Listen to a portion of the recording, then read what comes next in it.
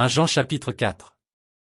Bien-aimés, n'ajoutez pas foi à tout esprit, mais éprouvez les esprits, pour savoir s'ils sont de Dieu, car plusieurs faux prophètes sont venus dans le monde. Reconnaissez à ceci l'Esprit de Dieu, tout esprit qui confesse Jésus-Christ venu en chair est de Dieu.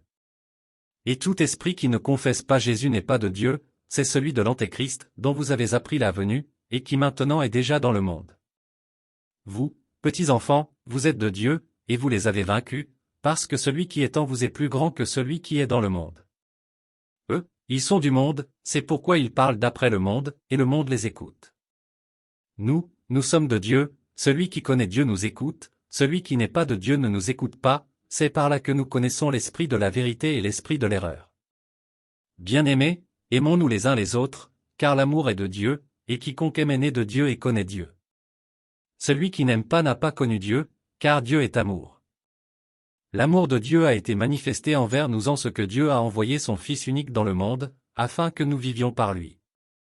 Et cet amour consiste, non point en ce que nous avons aimé Dieu, mais en ce qu'il nous a aimés et a envoyé son Fils comme victime expiatoire pour nos péchés.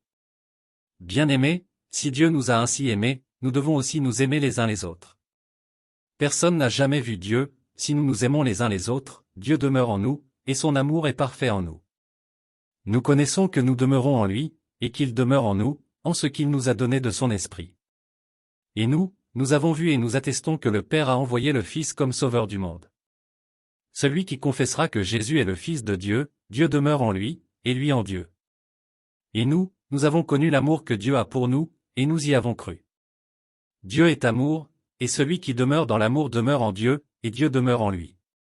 Tel il est, tel nous sommes aussi dans ce monde, c'est en cela que l'amour est parfait en nous, afin que nous ayons de l'assurance au jour du jugement. La crainte n'est pas dans l'amour, mais l'amour parfait bannit la crainte, car la crainte suppose un châtiment, et celui qui craint n'est pas parfait dans l'amour. Pour nous l'aimons, parce qu'il nous a aimés le premier.